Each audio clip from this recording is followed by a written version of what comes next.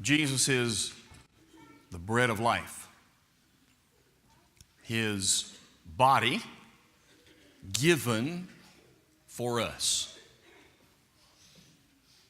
That is the unleavened bread.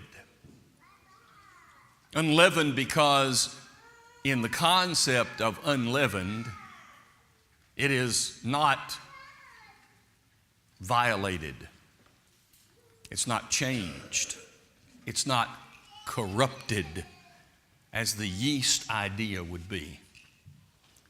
So now we turn our attention to the cup. The cup symbolizes the blood that Jesus shed. He gave his life blood. In Leviticus 17 and in verse 10, I believe, or 11, God reminded his people, or told them as part of the law, that life is in the blood. We know that scientifically, biologically is true. Drain out all of your blood and you're going to die. Jesus gave his blood. He died giving his blood for us. And he said on that night when he instituted the supper, "This cup is the new covenant in my blood."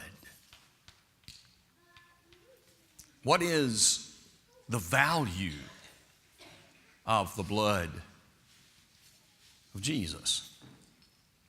Well, in the same way that we looked at the bread retrospectively, that is backwards, introspectively with us, and prospectively into the future, look at the cup the same way.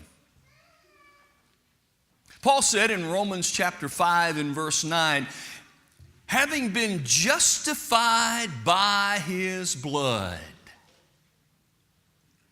Retrospectively, looking backward, when we take the cup, we can say, I'm justified. Through the event of the death of Jesus, shedding his blood, he justified us.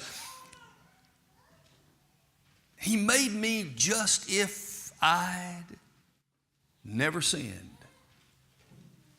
That's what the blood of Jesus was intended for, to take away what caused the division between God and man.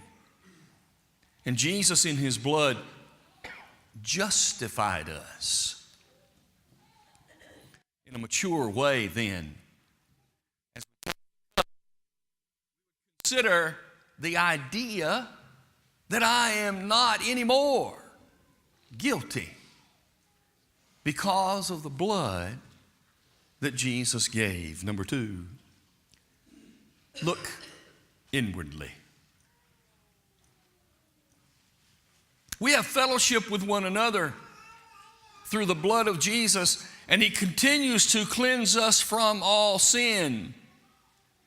1 John 1 verse 7. This is not just a past event, it's an ongoing event. He continues cleansing us so that we can maintain fellowship with him. If sin divided the relationship that he had to die to repair, then it also continues to be a problem if we are not continually cleansed by the ongoing effect of the blood of Jesus. That's reminded us, we're reminded of that as we take the cup. And then third, there's a future look. He has opened the door, the Hebrew writer says, to the way into the holiest place.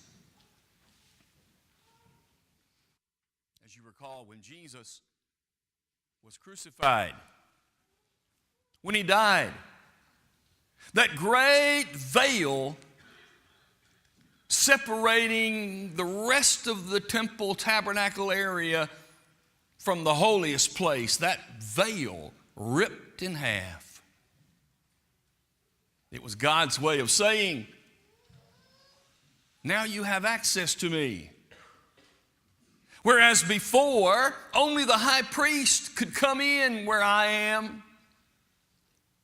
Jesus, that high priest, now tore it down so that all of us can come before God. We can all enter the holiest place, and we do it now in prayer, Hebrews 4, and we will do it in heaven, Hebrews 13.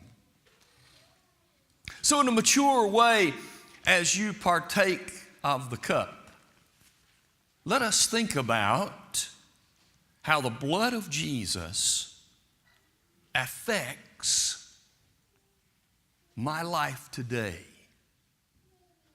so that we are not immature while we partake.